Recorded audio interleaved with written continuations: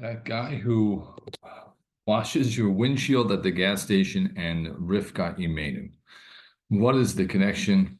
What does one have to do with the other? That's a very good question, but I think teaches us a very important lesson. So Yitzchak, right? Yitzchak needs a wife. Abram sends Eliezer to go find the perfect wife for his son, right? The next matriarch for the Jewish people. She has to be a person of good character, right? Abram is very insistent it can't come from the daughters of Canaan, the local inhabitants, for many reasons that I've spoken about in past years. Rather, go to my birthplace, my homeland, far away from here, find the wife, bring her back. All right, that's Eliezer's mission. He undertakes the mission, and as he begins to undertake that mission, right, he sort of sets up a test, and he asks Hashem for help. Right, the person who comes out, right, and gives meat to drink and offers the camels to drink as well, right, that is going to be the person fit to marry Yitzhak. Right, that is a balas chesed. That is somebody who is generous, who is kind. That's the kind of person we're looking for. Right? As we know, the story goes, he stops by the well, and right, the Na'ara, she's Tovat Maren, she's beautiful. She comes off of, right, she comes down, they run over to each other. She says, Shetei Adoni, right, you should drink. After he finishes drinking, she says, Gam ligmalecha eshav, right, I'm also going to give to your camels to drink. That should be over. That was the test, right? Will somebody come, offer me water, and offer the camels water? Test is over. Success. This is the one. Rivka's supposed to marry Yitzchak. But the next pasuk is right after she says Vatishab l'chol gmalav, after the description of Rivka giving water to all the camels. V'ha'ish, this is pasuk Chaf Aleph in Parak Chaf Daled, chapter 24. V'ha'ish mishta'ela, right? The man is waiting. Macharish, he's quiet. Ladad ha'itzliach Hashem darko imlo. To know, right, did Hashem make him successful in this task or not? What do you mean? What's he waiting for?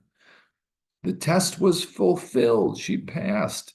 She gave him water. She gave the camels water. What else is Eliezer, or this man, right? What is the Ish waiting for? Why is he silent?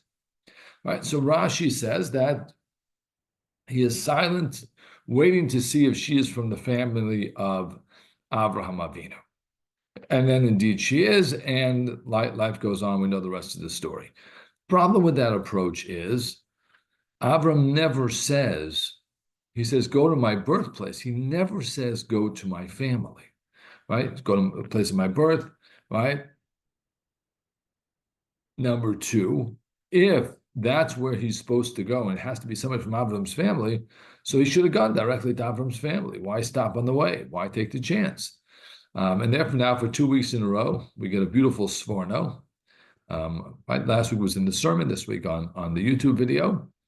Rav Avadia Sforno says as follows, right? He's mishta'eh, he's quiet, right? Thinking about the tremendous zrizus, the energy, the zeal that she has to do chesed. And then he's quiet, he doesn't say anything, he doesn't encourage her. Why? Right? To see Ha'itzliach Hashem darko, did Hashem make him successful? The Sforno says, Im yihiyeh al tzad hatov ve'achesed hagamor. If this will be pure good and total chesed, ve'im lav, but if not, shi'akol zelet tikvat is eschar. Right? Meaning, what's the opposite of pure good and chesed? Doing it because she wants some sort of reward. Yes, she runs out, right? And she takes care of Eliezer, she takes care of the camels. But maybe she's expecting something in return, right? And that brings us back to that guy who's washing your windshield, right? You're sitting at the gas station, gas is being pumped, guy comes over, he's bored, you're bored. and he starts to wash your windshield. The first time that happens, right, you're saying to yourself, oh, that's a very nice thing. Till it dawns on you that he's not doing it out of the goodness of his own heart.